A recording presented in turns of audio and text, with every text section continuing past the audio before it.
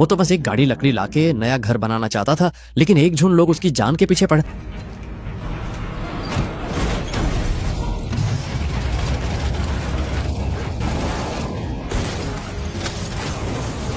रुकावटें तोड़कर उसने आदमी को गाड़ी पर खींचा, कोहनी मारकर गिराया और भाग निकला। अपमानित दुश्मन ने बख्तरबंद गाड़ी से पीछा शुरू किया। अनुभवी बूढ़ा जानता था वे हार नहीं मानेंगे। उसने बंदूक उठाई, पर तभी दूर बख्तरबंद गाड़ी से धुआं उठते देखा। उसने मैगजीन लौटाई और रफ्तार बढ़ा दी। गाड़ियां पास आने से पहले ही उसने जर्जर मकान के पास गाड़ी रोकी और एक परछाई ट्रक से नीचे कूद गई।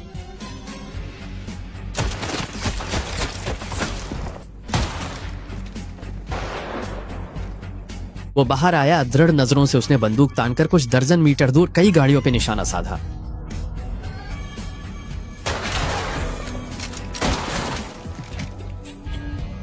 वे समझदार थे और हिले नहीं। बूढ़े ने बंदूक नीचे की, उसका मकसद पूरा हुआ।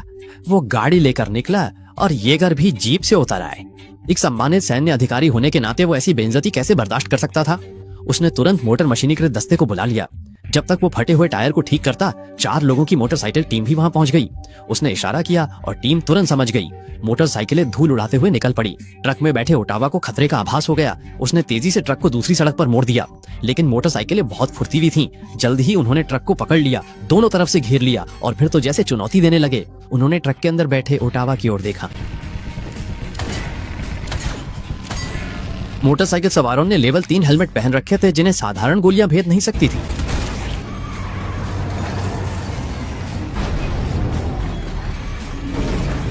सड़क पर लौटते ही 4 मोटरसाइकिलें घेर लेती हैं।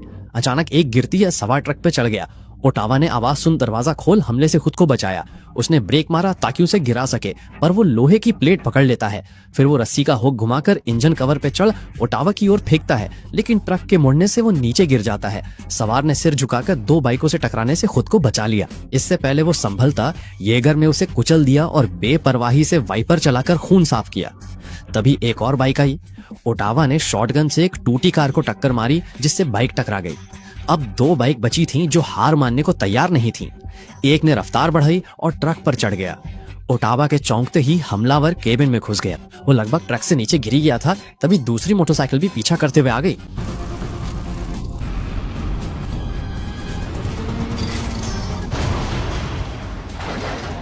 खतरा टाल के ओटावा ने केबल उस आदमी के गले में डाली, उसे नीचे फेंककर गाड़ी स्टार्ट की और विंच से उसे खींचने लगा।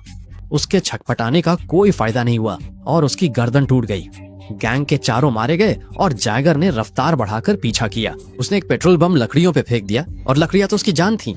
अब ओटावा पूरी तरह से गुस्से में आ गया।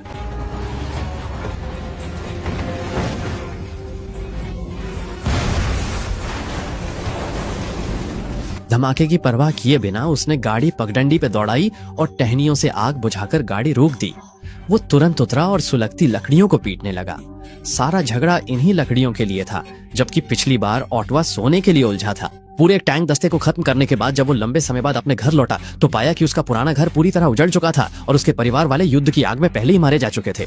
उसने जितनी भी लकड़ियां निकाल सकता था निकाल ली और बिना युद्ध वाले किसी इलाके में नई शुरुआत करने की तैयारी करने लगा।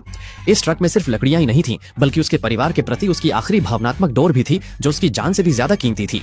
अब कोई उसके सपने को बर्बाद करना चाहता था तो ओटावा भला जान की बाजी क्यों न लगाए। लंबी भाग दौड़ के बाद वो वहीं रुककर कुछ देर के लिए आराम करने लगा। मुसीबत टली नहीं थी, 2 विमान ऊपर आ गए। ओटावा तुरंत कुत्ते संग ट्रक लेकर वहां से भागा। विमान पीछे थे और पायलट ने मिसाइल दागने का बटन दबा दिया। एक बार फिर विमान तेज आवाज के साथ उसके ऊपर से गुजरा, फिर तुरंत मुड़कर ट्रक के पीछे आ गया। ओटावा ने देखा कि थोड़ी दूर पर एक गोदाम है, तो उसने तुरंत गाड़ी मोड़ दी और उसकी तरफ बढ़ गया। सिर के ऊपर से विमान ने फिर एक चक्कर लगाया और उड़ गया, जबकि ओटावा ने ट्रक को गोदाम के अंदर घुसा दिया। उसने तुरंत कोई प्रतिक्रिया नहीं दी, बल्कि बाहर की हलचल को ध्यान से सुनने लगा। चारों ओर सन्नाटा पसरा था, लेकिन उस खामोशी में भी एक अजीब सी ठंडक महसूस हो रही थी। अचानक हवा चीरती हुई गोलियों की बौछार सुनाई दी और छत से लकड़ी के टुकड़े झड़ने लगे। बाहर की स्थिति साफ न दिखने के कारण ओटावा को एक पल के लिए समझ नहीं आया कि क्या करे। ये ऊपर उड़ रहा विमान अचानक तेजी से ऊंचाई पर चढ़ गया, फिर अचानक मुड़कर सीधा नीचे की ओर झपट पड़ा और तेज रफ्तार से नीचे गोदाम की तरफ लपका।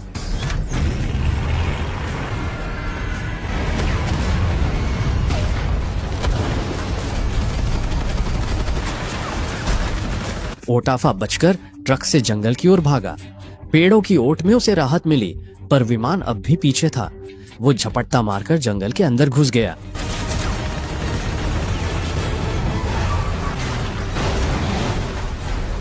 आधा खतरा टल गया। उसने दूसरे विमान को देखा और कार स्टार्ट कर मलबे को कुचलते हुए आगे बढ़ा। जल्द ही ट्रक जंगल के किनारे पहुंचा, पर वो रुका और विमान की स्थिति जांची। कोई खतरा ना देख उसने ट्रक बाहर निकाला। उसे लगा पीछा छूट गया है, पर दुश्मन चालाक था। उसने विमान नीचा कर खुद को पहाड़ी के पीछे छिपा लिया था, ताकि लक्ष्य पर नजर रख सके। वो तुरंत विमान को ऊपर उठा के तेजी से ट्रक के आगे पहुंच गया। हवा में ही यू टर्न लिया और ट्रक की ओर झपट पड़ा। पायलट ने बटन दबाया, मशीन गन गरजने लगी, लेकिन तभी मैगजीन खाली हो गई, जिससे पायलट थोड़ा निराश हुआ। फिर उसके चेहरे पर एक क्रूर मुस्कान आ गई। उसने विमान को नीचे की ओर झुकाकर जैसे ही दूरी कम हुई खुद को इजेक्ट कर लिया और विमान सीधे ट्रक की ओर बढ़ गया।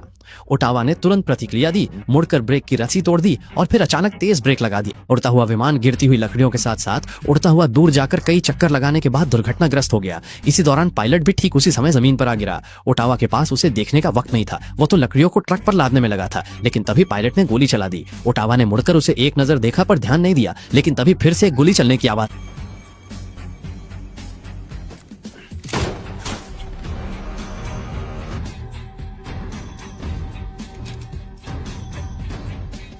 पायलट हंसने लगा। पीछे एक और विमान आ गया। ओटावा ने लकड़ियां फिर ट्रक पर लादी और गाड़ी लेकर निकल गया। वो पायलट अब भी मजाक उड़ा रहा था, पर उसे नहीं पता था कि उसकी हंसी जल्द गायब होने वाली है।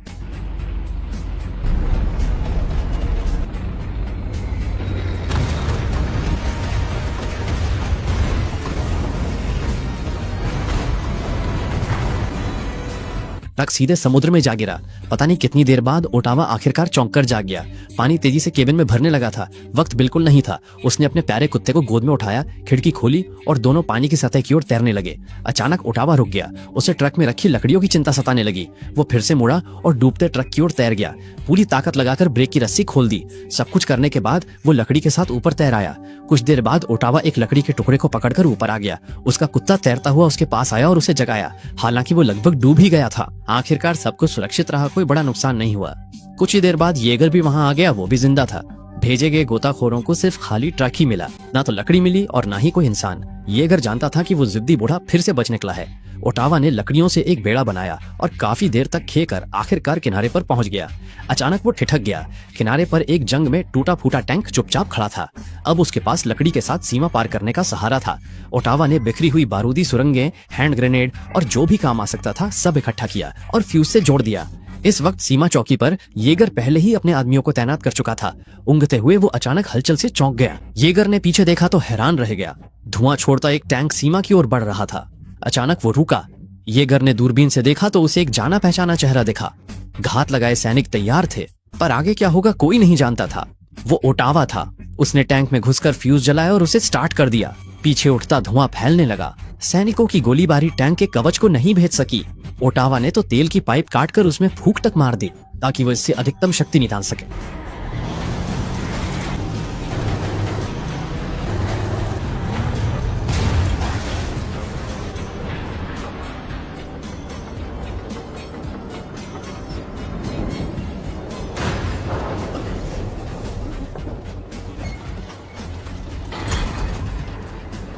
भारी टैंक हवा में उड़कर जमीन पर गिरा।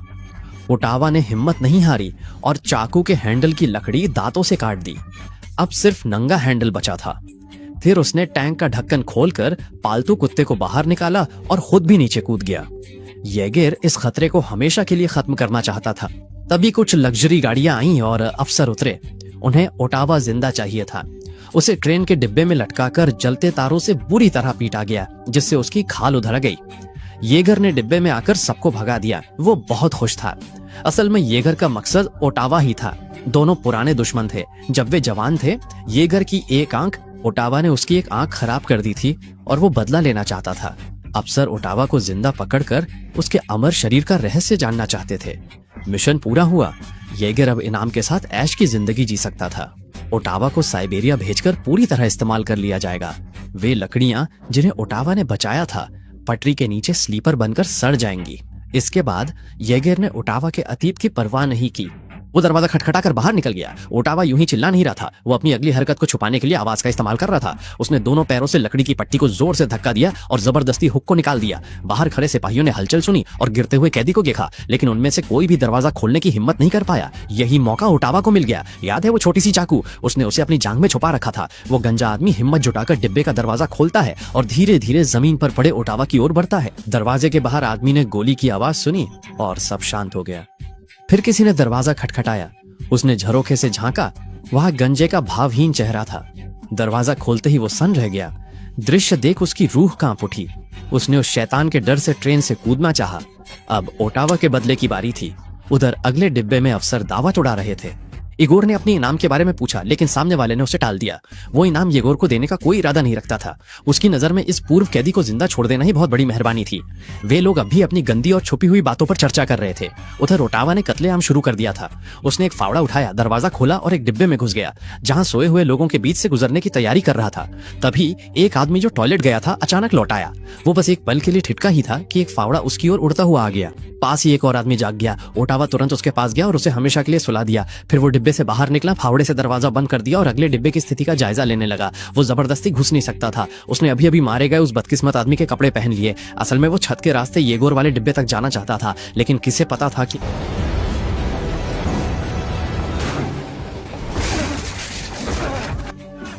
फिर भी वो वापस उसी डिब्बे में लौट आया। ओटावा ने बंदूक छीनकर 2 लोगों को गिरा दिया। बाकी सैनिकों को जब होश आया तो उन्होंने ओटावा की जगह पर गोलियां बरसाईं। ओटावा ने गिरे हुए दोनों लोगों का इस्तेमाल ढाल की तरह किया और सैनिकों के सारे कारतूस खाली होने का इंतजार किया। अब बारी थी ओटावा के हुनर दिखाने की।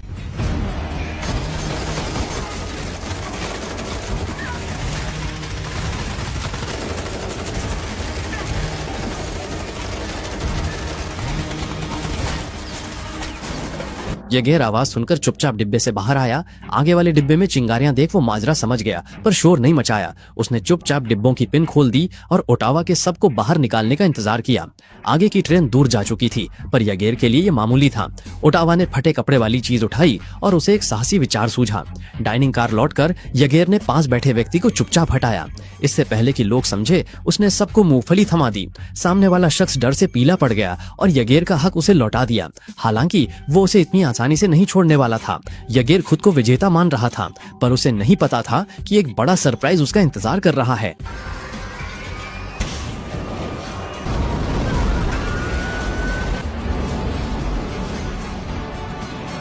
रॉकेट प्रोपल्शन की मदद से डिब्बा बेहद तेज रफ्तार में येगेर के डिब्बे की ओर बढ़ने लगा।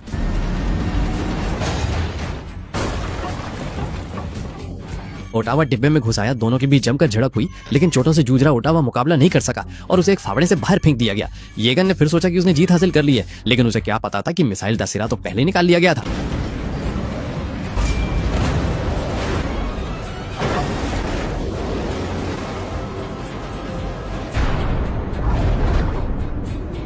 सब खत्म हुआ।